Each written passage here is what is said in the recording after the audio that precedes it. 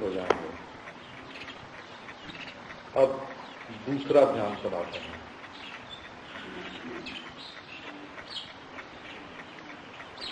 जैसे मनुष्य को भूख लगी हो तो कभी चना खा के, कभी फल खा के, कभी सब्जी खा के कैसे भी वो भूख मिटा लेता है। जो खुचर निकालते हैं ना भोजन में कि हम ये नहीं खाएंगे, ये नहीं खाएंगे, ये नहीं खाएंगे, उनको सच्ची भूख नहीं लगी है। भूखे हो तो कैसे भी अपनी भूख मिटा लें। इसी तरह से जिनको विक्षेप मिटाने की प्यास होती है कि हमारे मन का विक्षेप मिट जाए, वो कैसे भी अपने विक्षेप को मिटा लेते हैं। तो अब बोलते हैं, देखो दूसरा ध्यान दो। पृष्ठ शून्यम मूल शून्यम जुगपद भावेच जहा शरीर निरपेक्षिणिया शक्त्या शून्यमना भवेत्। न ऊपर न नीचे कुछ है, न ऊपर कुछ है, न बीच में कुछ है। शरीर की अपेक्षा छोड़ दो, शरीर का ख्याल बिल्कुल छोड़ दो, कह दो कि ये शरीर नहीं है। असल में हमारा मन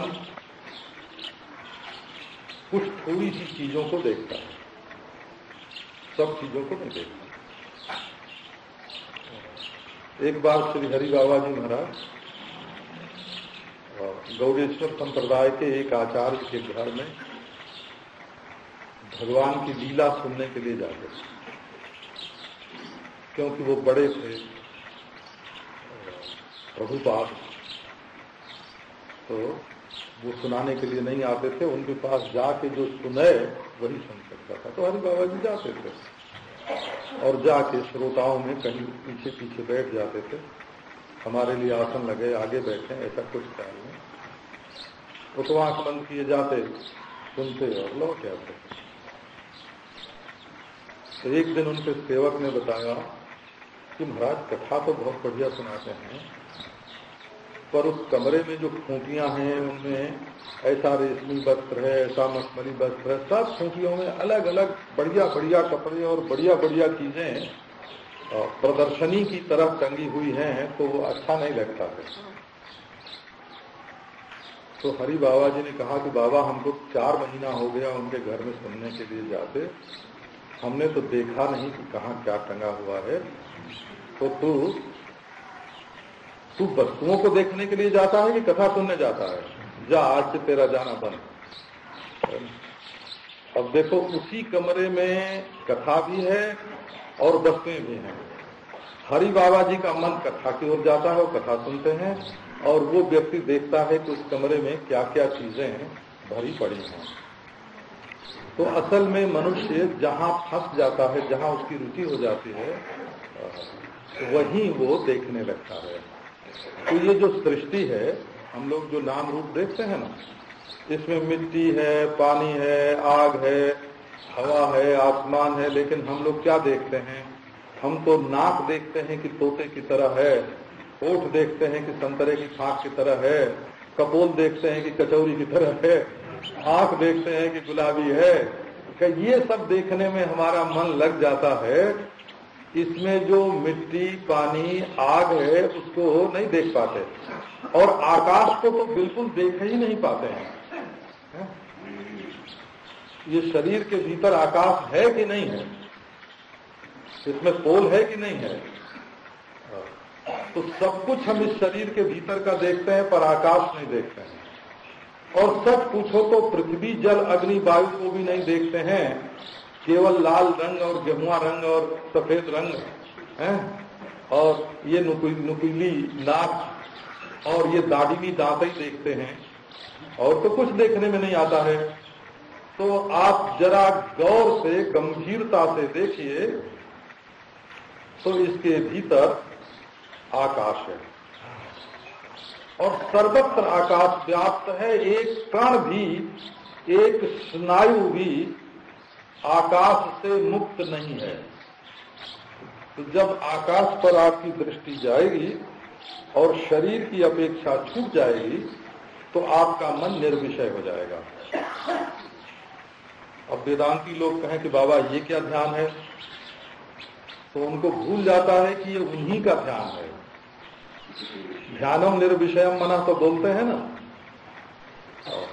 ध्यानम निर्विषयम मना जब बोलते हैं तो शब्द स्पर्श रूप रस गंध रहित आकाश है, अर्थात मन की निष्प्रपंचता,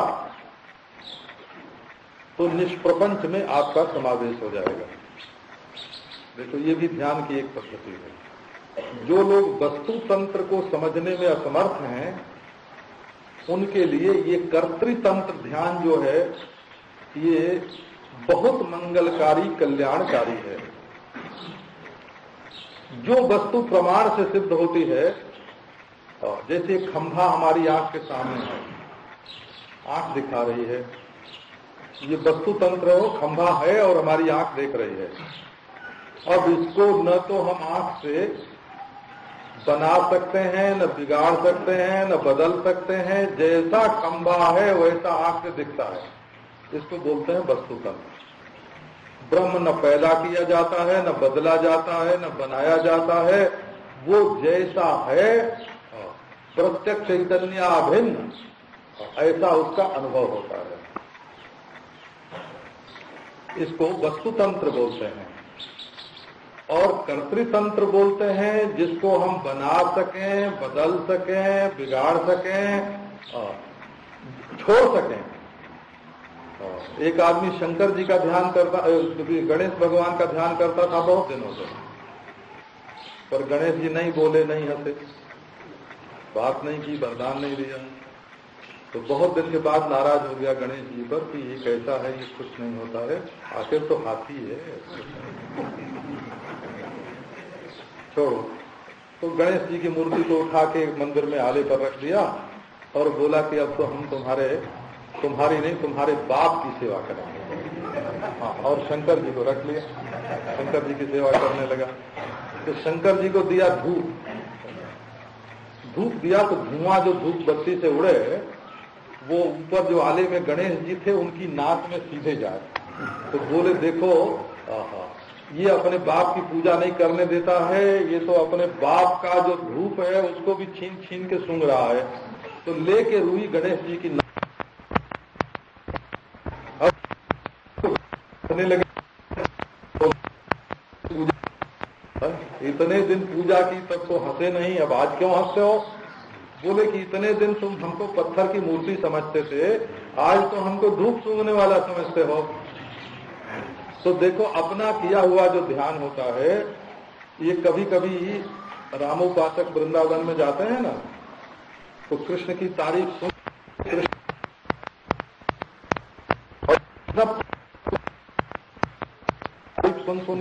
प्रेमी हो जाते हैं। तो करते हैं, इसको बदल सकते हैं, इसको छोड़ सकते हैं। जाओ भाई, हमारी अभी ईश्वर पर और देवता पर कोई विश्वास नहीं रहा है, ध्यान समाधि सब झूठी हम छोड़ रहे हैं। इसको कर्तृतंत्र बोलते हैं। तो जो वस्तु तंत्र होता है उसको बनाना, बिगड़ना, बदलना, छोड़ना, ये सब अपने हाथ में नहीं होता है, वो प्रमाण के द्वारा ज्ञात होता है। और प्रमाण चाहे प्रत्यक्ष तो बिल्कुल प्रमाण से सिद्ध है, और स्वर्गादि जो हैं वो विश्वास युक्त शास्त्र प्रमाण से सिद्ध है। और अपना आत्मा जो है इसमें न इंद्रियों की जरूरत है और प्रत्यक्षादिरूप प्रमाण की, और न तो परोक्ष स्वर्गादि के समान है कि उस पर विश्वास करें। ये तो अवेद्य होकर, माने घटादि के समान वेद्य न होकर स्वर्गादि के समान परोक्ष भी नहीं है, साक्षात अपरोक्ष अपना आत्मा है। तो ध्यान जो है ये कर्तृतंत्र है, कर्ता के अधीन है। और आप ऐसा ध्यान कीजिए कि जो खुराफात आपके जीवन में जुड़ गई है, जो उपद्रव, जो उपप्लव आपके जीवन में जुड़ गया है, जो बहुत तकलीफ देता है, वो मिट जाए, छूट जाए। तो आओ आपको ये निष्प्रपंचता का ध्यानम निर्विषयम मनः, क्या युक्ति है उसकी? पृष्ठ शून्यम मूल शून्यम हृच्छून्यम भावयेत स्थिरम जुगपन निर्विकल्पत्वात् निर्विकल्पोदयस्ततः। पृष्ठ शून्य, मूल शून्य, हृत् शून्य, ये क्या होता है? ये एक आपने सुना होगा, उत्तर गीता नाम की पुस्तक है, उत्तर गीता, गौड़पाद, हाँ गौड़पाद की व्याख्या है उस पर, उत्तर गीता है, ताकि मुक्त कारांत।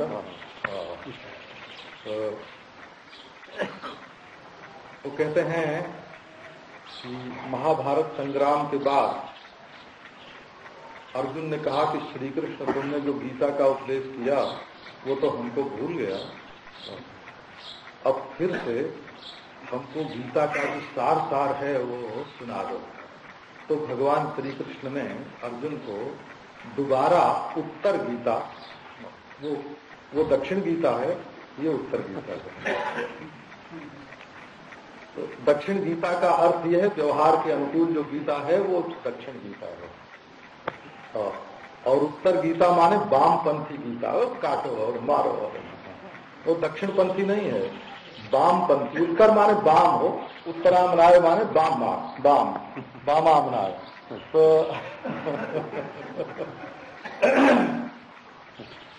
उसमें निषेध ही निषेध, निषेध ही निषेध है, घनघोर निषेध। समाधि लगा, समाधि का भी विधान है, पर समाधि का अर्थ भी तो व्यवहार का निषेध होता है ना, तो वो उत्तर गीता है। अब उसमें ये श्लोक है, ऊर्ध्व शून्यम अधः शून्यम मध्य शून्यम निराश्रयम त्रिशून्यम जो भी जानाति स भवेत् कुलनंदनः। तीन शून्य को समझना चाहिए। यदि आप तीन शून्य को समझ लोगे तो परमानंद में निमग्न हो जाओगे। स भवेत् कुलनंदनः। परमानंद में निमग्न होने की युक्ति क्या है कि तीन शून्य को जानना। किसको किसको शून्य जाने? तो पृष्ठ शून्यम मूल शून्यम। पृष्ठ माने ऊर्ध्व भाग, ऊपर जो है, ऊर्ध्व मूलम अधः शाखम अश्वत्थम प्रावुरव्यम माने प्रमाता सबसे। पृष्ठ भाग माने जो सबसे पीछे रहता है।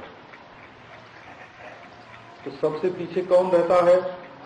बोले दुनिया में जितनी चीज दिखाई पड़ती हैं, जैसे विषयों के पीछे इंद्रियां हैं, इंद्रियों के पीछे अंतःकरण है, अंतःकरण के पीछे आभास है। तो ये आभास जो है ये प्रमाता का स्वरूप है, इससे पीछे तो परमात्मा है। परमात्मा जरा पीछे खड़ा होकर के सब काम करवाता है।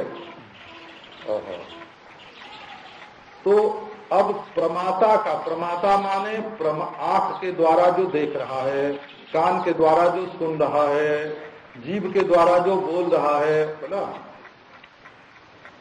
रसना के द्वारा जो रस ले रहा है। वैसे शब्द में भी जब प्रमाणत्व है तो प्रकाशकत्व शब्द में भी है, और प्रकाशकत्व होने से ही शब्द को प्रमाण मानते हैं, ऐसे निरा विश्वास से नहीं। किसी ने कहा घड़ी, और जब घड़ी दिख गई कि यहां रखी हुई है, तो प्रकाशकत्व रूप, प्रकाशकत्व स्वभाव शब्द का भी है, इसीलिए नाम नामी को प्रकाशित करता है, नाम रूप को प्रकाशित करता है, शब्द अर्थ को प्रकाशित करता है। शब्द का भी प्रकाशक स्वभाव है। तो वो भी है, हाँ, वो ग्राह्य भी कान से सुनाई भी पड़ता है और ग्राहक भी है। तो अब पहली बात यह है कि देखने वाला परिच्छिन्न आभास नहीं है, पृष्ठ शून्यम। मूल शून्यम मूलमपि अधोदेशात्मकम प्रमेयम। प्रमेय भी नहीं है, कुछ दिखता है सो भी, जो दिखता है सो भी नहीं है, जो देखता है सो भी नहीं है, और उसके बीच में मध्य शून्य, मध्य शून्य माने प्रमाण भी नहीं है। प्रमाता, प्रमाण, प्रमेय तीनों नहीं है। हृत शून्य माने प्रमाण शून्य, हृदय प्रमाणात्मक है। तब क्या है कि एक अचल आत्म वस्तु है, दूसरी कोई वस्तु नहीं है। एक साथ जब ये तीन शून्य देखे जाते हैं, माने प्रमाता, प्रमाण, प्रमेय का भेद विभाग, उनकी वस्तु स्थिति कुछ नहीं है, तब निर्विकल्पता आ जाती है। तब वो निर्विकल्प कौन है? तब वो निर्विकल्प आत्मा ही है। जब प्रमेय होता है तब प्रमाता होता है, जब प्रमाता होता है तब प्रमेय होता है। दोनों की कड़ी जोड़ने वाला प्रमाण होता है। ये सापेक्ष हैं तीनों। एक तत्वमसी स्तोत्र है, बहुत सरल है। तत्वमसी बहुत सरल है।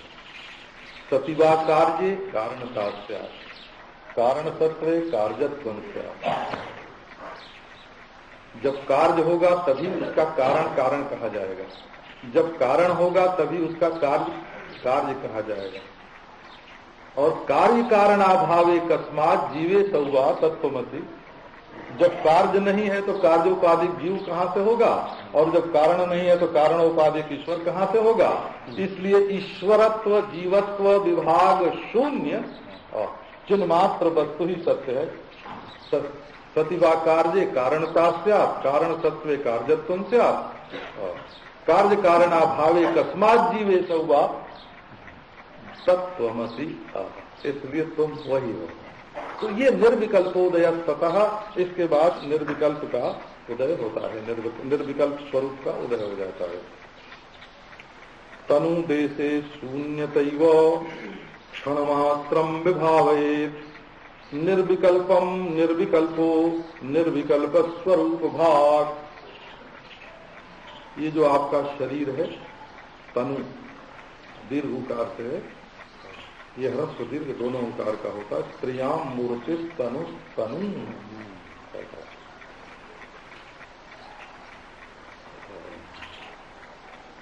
मूर्ति शब्द का अर्थ हुआ जो पहले जाहिर अनजाहिर था, जाहिर नहीं था,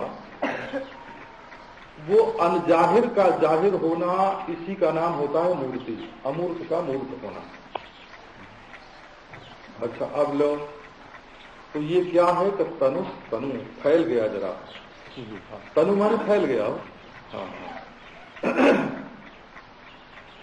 हाथ इधर निकल आए, पांव इधर निकल आए। अब देखो, माँ के पेट में तो पहले एक पिंड ही था ना,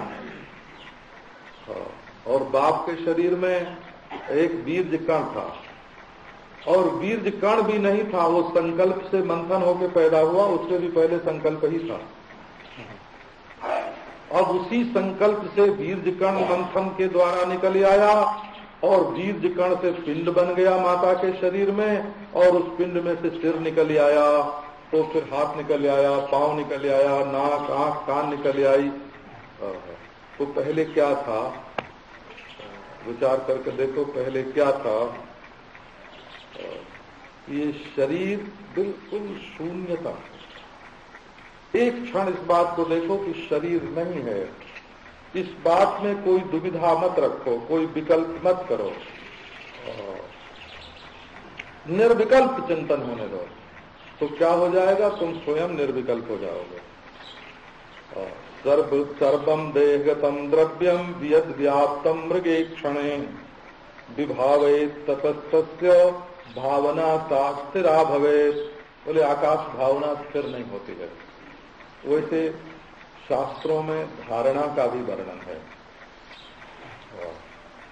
धारणा माने आप अपने शरीर का ध्यान छोड़कर पृथ्वी का ध्यान कीजिए। पृथ्वी धारणा, पृथ्वी को छोड़ करके जल मात्र की धारणा कीजिए, जल धारणा। फिर जल को छोड़कर तेजो मात्र का ध्यान कीजिए, केवल तेज ही तेज ज्योतिर्मय। उसके बाद के स्पर्श धारणा, और उसके बाद वायु धारणा के बाद आकाश धारणा। अब ये शरीर आपका पंचभूत में मिल गया, और पंचभूत तो सारी सृष्टि का एक है, और उस पंचभूत और वो चाहे सूक्ष्म रूप हो चाहे स्थूल, उसके दृष्टा, उसके साक्षी आप हैं। उस शरीर में जितना भी द्रव्य है, जितना भी पैदा होने वाला, रहने वाला, मिटने वाला जितना भी पदार्थ है, लोक व्यवहार में तो द्रव्य माने सनातन होता है ना, भजकलदारम भजकलदारम, वो द्रव्य नहीं। और व्याकरण के महाभाष्य में द्रव्य शब्द की निरुक्ति दी हुई है, जो द्रवित हो जाए तो द्रव्य। कोई हाथ में जब चांदी का रुपया लोगे ना और थोड़ी देर मुट्ठी बंद रखोगे तो पसीना आ जाएगा। सोना पिघल जाता है, चांदी पिघल जाती है, नोट गल जाता है। तो जो द्रवित हो जाए ना, जौ, गेहूं, चावल, मिट्टी, आग, सब द्रव्य है। हड्डी, मांस, चाम, लोगों की हड्डी भी गल जाती है, सब द्रव्य है। तो जितना देह में द्रव्य है वो आकाश से व्याप्त है। जब देहगत द्रव्य को आकाश से व्याप्त देखोगे तो इसी शरीर में विद्यमान जो आकाश है वो महान होकर दिखाई पड़ने लगेगा और देह भावना गलित हो जाएगी। देह भावना गलित हो जाने पर मैं मेरा का आग्रह नहीं रहता है। उसमें हिंदू मुसलमान दोनों गल जाते हैं, उसमें वैष्णव और शैव दोनों गल जाते हैं, उसमें यूरोपीय और एशियाई दोनों गल जाते हैं। ऐसी वो अखंड भावना है कि उसमें ये जितने आग्रह हैं मनुष्य के जीवन में, जितनी जिद्द है, ये सब भ्रम कल्पित है और देह भाव से ही ये निकली हुई। देह छोड़ करके आकाश में परिपूर्ण होकर देखोगे तो भारत पाकिस्तान, हिंदू मुसलमान का भेद नहीं मालूम पड़ेगा, यूरोप एशिया का भी भेद नहीं मालूम पड़ेगा। ये तो जब हम अपने को देह मानते हैं और एक घेरे में देखते हैं, तब उसमें फंस करके मैं मेरा तू तेरा की तकलीफ भोगनी पड़ती है। इसमें स्त्री पुरुष भी नहीं है, लिंग भेद भी नहीं है, इसमें जाति भेद नहीं है, संप्रदाय भेद नहीं है, प्रदेश भेद नहीं है, देश भेद नहीं है, स्वर्ग, मर्त्यलोक और नरक का भेद नहीं है, इसमें प्रमाता प्रमाण प्रमेय का भेद नहीं है, मैं तू का भेद नहीं है। ये अनेक केवल देह छोड़ते ही ये हड्डी मांस चाम के सिंहासन पर बैठ के तब हम ये भेद देखते हैं। एक पुरानी बात आपको सुनाते हैं, वैसे प्रेम कथी में मैं कई बार सुना चुका हूँ। मैं बच्चा ही था, यात्रा कर रहा था, तो देहरादून जाना था, हरिद्वार बरेली से 4 बजे सुबह गाड़ी मिलती थी। तो जाके जब बैठा तो एक पेशावरी उस पर सोया हुआ, तो मैं उसके पांव के पास बैठ गया तो उसने पांव से मारना शुरू किया, परंतु मैं चुपचाप, गांधी जी का युग था, है ना, हाँ, मैं तो उसके लात की मार सहता हुआ बैठा रहा। तो वो फिर उठ के बैठ गया, बोले कोई गांधी जी का चच्चा मालूम पड़ता है, कौन है, डांटा हो। तो मैं तो चुप रहा। फिर जब गया हरिद्वार तो एक महात्मा का दर्शन करने गया और उनसे मैंने कहा कि महाराज, जब वो लात मार रहा था हमको तो मन में क्रोध भी आता था, अपमान भी मालूम पड़ता था, बेबस होके मैं बैठ रहा। तो उन महात्मा ने हमको बताया कि देखो, उस समय जहां तुम बैठे हुए थे वहां लात ही मारने लायक थे। मैंने कहा ये कैसे महाराज? तो बोले कि यदि कोई कूड़े पर, जहां कचरा फेंकते हैं ना, कचरा, उस कचरे पर जाकर कोई बैठ जाए और ऊपर से एक बाल्टी कचरा कोई और फेंक दे, तो उसमें कचरे पर बैठने वाले का दोष है कि कचरा फेंकने वाले का दोष है? मैंने कहा कचरे पर बैठने वाले का दोष है महाराज, क्यों जाके वो कूड़े पर बैठा?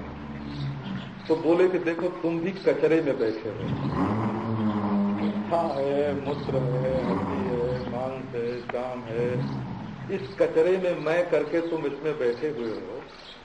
तो इस पर उसने एक बाल्टी और कचरा फेंक दिया, तो उसकी क्या गलती है? वो तुम बेवकूफी कर रहे हो, हड्डी मांस चाम के कुड़िया में बैठे हुए हो। तो उसने तो लात मारा तो बिल्कुल ठीक मारा। अब जरा दिमाग सीधा हुआ मेरा। अच्छा, तब बोलते हैं कि देखो, जब बच्चा पनाले में जाके सो जाए या कचरे पर जाके सो जाए तो माँ बाप आके एक आध चपत लगाते हैं, कभी डांटते हैं। तो वो इसलिए चपत लगाते हैं कि तुम उस कचरे पर से उठ जाओ। तो उस कूड़े पर से उठाने की भलाई चाहने वाले तुमको चपत मार के भी वहां से अलग करते हैं। तो जिसने तुमको लात मारा उसने तो तुमको देह के कचरे में से निकालने के लिए मार्ग प्रशस्त किया। तुम अपने को देह मत मानो। तो असल में ये देह में बैठना ही संसार के संपूर्ण अपमानों को अपनी ओर आकृष्ट करता है। और जितना मार डांट निंदा सहन करनी पड़ती है वो कचरे में मैं मेरा करने से। इसलिए अब तुम मान लो कृष्ण भगवान के धाम में जाना चाहते हो, लीला में प्रवेश करना चाहते हो, तो क्या यही कचरे की गंदगी विष्ठा मल मूत्र तुम्हारे साथ लगा रहे और तुम गोलोक में प्रवेश करना चाहते हो, साकेत में जाना चाहते हो, वैकुंठ में जाना चाहते हो? तो देह भाव का जब तक परित्याग नहीं होगा तब तक न वैकुंठ मिलेगा, न साकेत, न गोलोक, न शिवलोक, न भगवान की सेवा में तुम्हारा प्रवेश होगा। देह भाव का परित्याग तो परमावश्यक है। तो इसलिए क्या करना कि देह को मत देखो, आकाश से व्याप्त, इसको आकाश नहीं दिखता है तो आकाश से व्याप्त देखो। कई लोग बिहारी जी का दर्शन करने जाते हैं ना, तो आज क्या पोशाक पहनी है बिहारी जी ने, लाल है कि पीला है, ये तो देख लेते हैं। लेकिन बिहारी जी का मुंह कहाँ है और कैसा है ये उनको बिल्कुल नहीं दिखता है। और वो पोशाक के ऊपर ही तो उनका मुंह है। हम कह सकते हैं कि 100 में 90 दर्शक ऐसे जाते हैं जो बिहारी जी के पोशाक की चमक दमक और मुकुट और हीरा की चमक देख के चले आते हैं। उनको बिहारी जी की नाक और बिहारी जी का मुंह नहीं दिखाई पड़ता है। वो तो काले काले है ना, और बिजली का प्रवेश नहीं वहां। तो बिना बिहारी जी को देखे पोशाक देख के ही चले आते हैं। इसी तरह से हम लोग जो ये देह को देखते हैं तो चाम जो ऊपर से ये पॉलिश किया हुआ है इसका रंग रोगन देख लेते हैं और इसमें जो नाक आंख कान बना देते हैं। बद्रीनाथ में मूर्ति कोई नहीं है बोला, एक पाषाण की शिला है, उस पर चंदन ऐसे ढंग से बनाते हैं कि वो बिल्कुल नर नारायण की मूर्ति मालूम पड़ने लगती है। हमारे शंकर जी के मंदिर में शंकर जी की मूर्ति है, और शंकर जी की मूर्ति है तो पहले हमारे पुजारी जी भस्म से उस लिंग में, शिवलिंग में ऐसे ढंग से भस्म लगाते थे कि साफ मालूम पड़ता कि ये ललाट है और ये आंख है, ये नाक है, ये मुंह है। पूरा मुखार बिंद भस्म लगाने के ढंग से निकाल देते थे। कैसी प्रकार ये आकाश में ही शरीर की आकृति बनी हुई है और आकाश से परिव्याप्त ही है। हम देह को तो देख पाते हैं और आकाश को नहीं देख पाते। तो यदि आकाश ही आकाश देखने लगे तब तो देह का भाव छूट ही जाएगा। लेकिन जब तक देह दिखता है तब तक भी एक इसमें सच्ची चीज जो आकाश भरी है और व्यापक है उसको हम नहीं देख पाते हैं, तो हमारी दृष्टि अधूरी हो जाती है। क्या अच्छा, तब आकाश दर्शन का उपाय क्या है? ग्रह नक्षत्र तारों का दर्शन नहीं, पहले देह में आकाश को देख लो कि ये कैसा है। ठोस होती है मिट्टी और तरल होता है पानी और गैस के रूप में होती है आग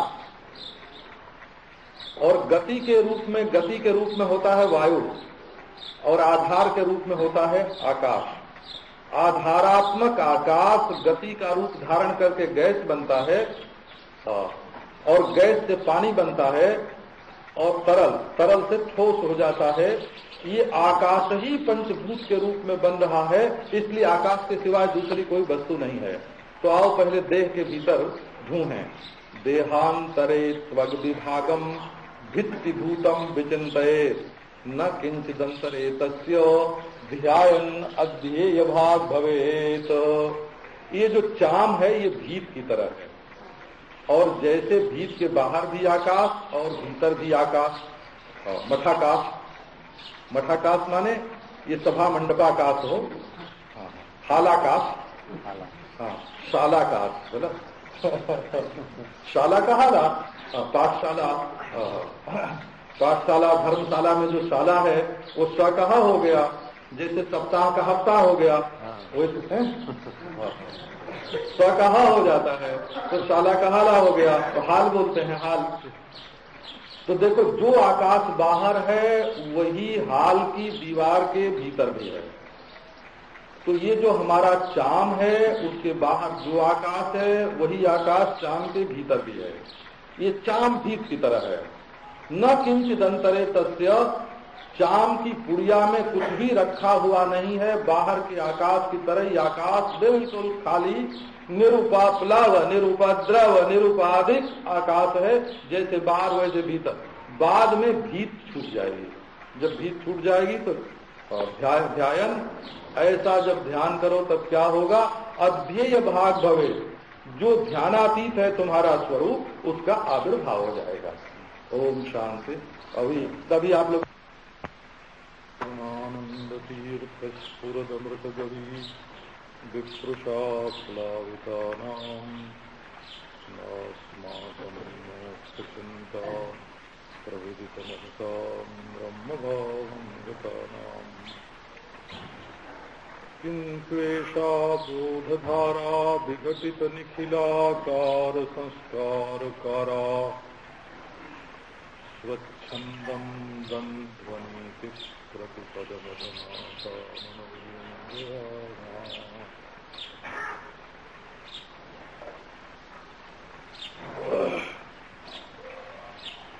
निराकार के दर्शन में बाधक है आकार।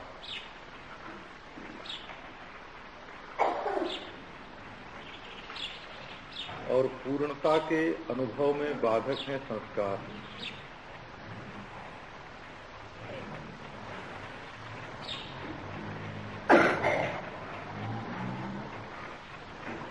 तो आकार में पहले प्रपंच आकार से हटाकर दिव्य आकार में मन लगाना होता है, ये उपासना की प्रक्रिया। और दिव्य आकार से मन हटाकर साकार में निराकार में कर लेगा। और विकार को हटाने के लिए संस्कार किए जाते हैं। और जब संस्कार पक्के हो जाते हैं, ये दवा है, संस्कार जो हैं ये औषध हैं, ये स्वास्थ्य नहीं है। यहाँ तक कि द्विजत्ववादी का भी जो संस्कार किया जाता है ना, वो भी मनुष्य विकारी होके उच्छृंखल न हो जाए इसी के लिए किया जाता है। अंत में जो तत्व है वो निर्विकार और असंस्कार है, अविकृत और असंस्कृत।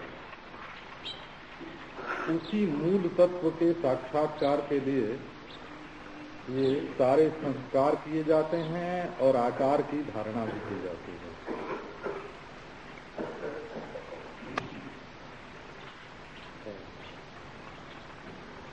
जैसे समझ लो कि अनेक पुरुष या अनेक स्त्री की ओर जो मन जाता है ना, ये विकार है। और एक स्त्री से एक पुरुष से विवाह कर लिया तो ये विवाह संस्कार हो गया। और और जब सन्यास का जीवन व्यतीत करने लगे तो उसमें अवधूत जीवन में, ये आश्रमी जीवन नहीं, ये सन्यास आश्रम तो संस्कार है, इसमें भी संस्कार है, परंतु जो असली परमार्थ का जीवन है उस है न संस्कार है, और वही स्वस्थ जीवन वही है। संपूर्ण संकीर्णताओं से ऊपर उठ जाना, संपूर्ण संकीर्णताओं से।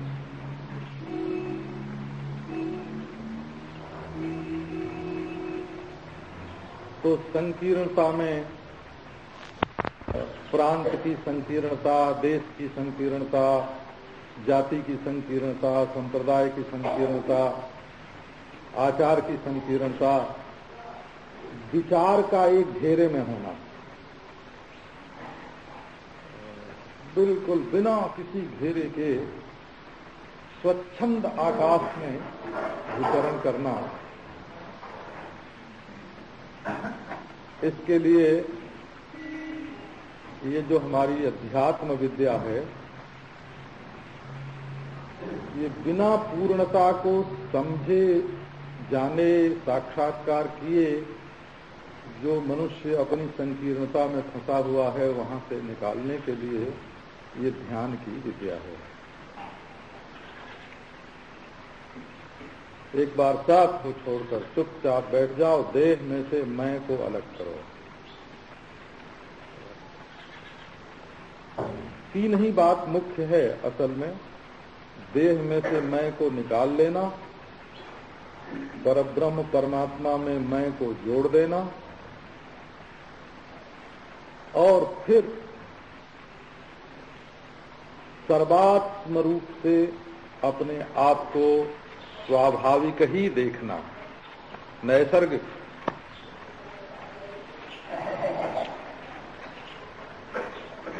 बल्कि ऐसा भी करते हैं कि देह में से अपने को निकाल लिया और पंचभूत में डाल दिया, तो पंचभूत में जितने प्रांत, राष्ट्र, जाति, समाज, संस्कार, आकार, विकार जितने हैं वो सब मैं हूं। ऐसा भी होता है, एक ये भी तरीका है। पंचभूत में से उठा लिया, अहम में डाल दिया, अहम से उठा लिया, महत में डाल दिया, महत से उठा लिया, ब्रह्म में डाल दिया। ये मैं पने को घेरे में से निकालना है, जेल खाने में से निकालना है। ये जितने घेरे हैं वो जीवन के प्रभात में तो आवश्यक होते हैं। परमहंस रामकृष्ण की वो वाणी आपके ध्यान में होगी कि जब पौधा कोई लगाते हैं, छोटा छोटा होता है, तो उसके चारों ओर बाड़ लगा देते हैं कि गाय, भैंस, घोड़े, गधे उसको आके खा न जाए। लेकिन जब पेड़ बड़ा हो जाता है तो उसी बाड़ को उखाड़ कर फेंक देते हैं कि लोग उस पेड़ के नीचे बैठें और उसका आनंद लें। तो ये जीवन में भी जो बहुत से घेरे हैं, सांप्रदायिकता के, जातीयता के, राष्ट्रीयता भी एक घेरा ही है, यहां तक कि मानवता भी एक घेरा है।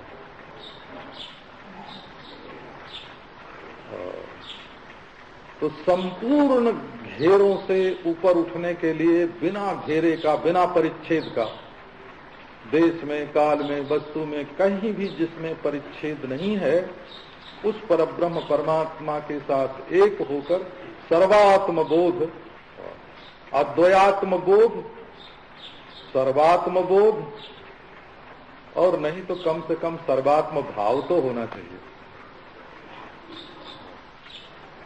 एक नंबर का बोध है, 2 नंबर का भाव।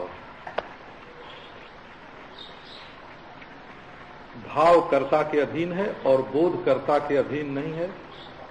जो वस्तु जैसी है उसका बोध है। तो अब आओ आपको ध्यान की सीढ़ी पर ध्यान के पड़ाव पर ले चलते हैं। देहांतरे त्वग विभागम भित्तिभूतम विचिन्तयेत् न किंचिदंतरे तस्य ध्यायन् अध्येय भाग भवेत्। कहते हैं तुम्हारा ये शरीर तो है ना, अब दूसरे का ध्यान बतावें तो हो कि ना हो।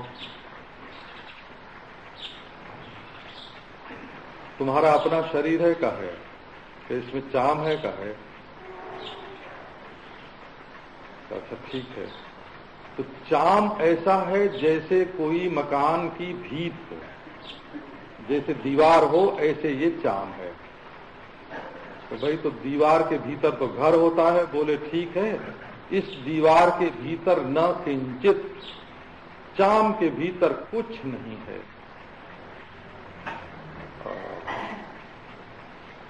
बोले जब इस तरह तुम ध्यान करोगे कि शरीर के भीतर कुछ नहीं है, तो जो ध्येयातीत है, जो ध्यान से परे, वो तुम स्वयं हो जाओगे। देखोगे कि तुम वो हो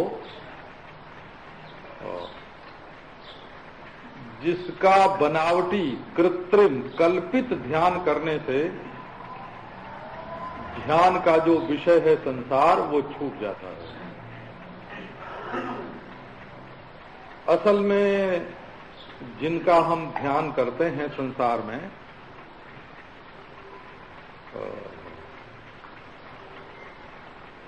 वो हमारी कल्पना ही है। तो एक स्थिर कल्पना को जन्म दे करके अपने मन में ये जो चल कल्पना है उनको छोड़ देना चाहिए, और जब चल कल्पना छूट जाए तो अचल कल्पना को भी छोड़ देना चाहिए, और तब आप अपने स्वरूप में अध्येय भाग भवेत्। कर रहे हैं ध्यान और हो जाएंगे अध्येय भाग। तो ऐसा क्यों होगा? तो बताया कि सब में तुम्हारी व्याप्ति हो जाएगी। तब ये जो पुर्यष्टक में, अंतःकरण में जो प्रमात्र भाव है कि मैं अंतःकरण में बैठ के ही देखता हूं, ये छूट जाएगा। तब तुम आभास होकर सृष्टि को नहीं देखोगे, साक्षी होकर कूटस्थ होकर सृष्टि को देखोगे, और कूटस्थ तो वास्तव में ब्रह्म ही है। अब एक और बात बताता हूं। तो जो लोग वेदांत के तत्व को नहीं समझते हैं, उनको तो इनमें से कभी एक ही ध्यान करना चाहिए। कोई इनमें से एक को ले लिया और अपने मन को संसार से अलग किया, और जो लोग वेदांत को समझते हैं उनके मन में तो जब जैसा विक्षेप हो उसको दूर करने के लिए वैसी दवा खा लेनी चाहिए। उसमें कुछ नैयत्य की, जिज्ञासु के लिए सत्य को जानना है। मन किसका सहारा लेकर टिकाते हैं इसमें उसका आग्रह नहीं, उसका तो वस्तु के ज्ञान में ही आग्रह है, ध्येय वस्तु में आग्रह नहीं है। और यदि उसी को ध्येय कहते हैं जिसको जानना है, जिज्ञास्य और ध्येय जहां एक है, कभी कभी जिज्ञास्य के लिए भी जिसको हम जानना चाहते हैं उसी का ध्यान करते हैं कि वो कैसा है। तो पंचदशी में इसका उल्लेख मिलता है। ध्यात्रिध्याने परित्यज्य क्रमाध्येयैक गोचरम निबात दीपवत् चित्तम समाधिरभिधीयते। अपने ध्यान को और ध्यातापने को छोड़ दो, और जो तुम्हारा जिज्ञास्य है उसके स्वरूप का ध्यान करो। जब केवल शास्त्र से जाना हुआ, गुरु उपदेश से जाना हुआ जो आत्मा का, परब्रह्म का स्वरूप है, जब केवल वही वही मन में फुरने लगे और चित्त बिल्कुल एकाग्र हो जाए, तो इसको समाधि कहेंगे। इसको संप्रज्ञात समाधि, वेदांती भी इसको संप्रज्ञात समाधि ही मानते हैं, संप्रज्ञात नहीं। तो इस समाधि से एक संस्कार अंतःकरण में पैदा होता है, संस्कार सचिवार्थ है। एक संस्कार पैदा होता है, उस संस्कार से द्वैत में जो आग्रह है वो शिथिल होता है और फिर तत्व ज्ञान की योग्यता आ जाती है। समाधि काल में किसी को तत्व का साक्षात्कार नहीं हो सकता, समाधि काल में नहीं हो सकता। तो क्यों नहीं हो सकता? तो साक्षात्कार के लिए तो असाक्षात्कार के भ्रम की निवृत्ति आवश्यक होती है, और निवृत्ति और प्रवृत्ति दोनों समाधि में नहीं होती, क्योंकि वहां वृत्ति ही नहीं होती। तो भ्रम विध्वंसक वृत्ति जहां होगी, भ्रम के निवारण के लिए ब्रह्माकार वृत्ति आवश्यक है, शांति नहीं। शांति किसी के विरुद्ध नहीं होती, वृत्ति विरुद्ध होती है। एक और है, एक हमारे बहुत अच्छे वेदांती हैं और दिमाग भी उनका बहुत साफ है, लेकिन वो भ्रम तक ही स्वीकार करते हैं। भ्रम तो वृत्ति है, वो सुषुप्ति में नहीं रहता है। भ्रम माने दक्षिण को उत्तर समझना, या पूरब को पश्चिम समझना, या रस्सी को सांप समझना। तो ये जो समझ है ये एक वृत्ति है, ये भ्रम है, इसका नाम अध्यास होता है। ये अध्यास क्यों होता है? कि प्रत्यक्ष चैतन्याभिन्न ब्रह्म वस्तु के अज्ञान से, रज्जु के अज्ञान से सर्प का भ्रम होता है, तो भ्रम का पूर्ववर्ती अज्ञान है। तो जो हमारा शांकर वेदांत है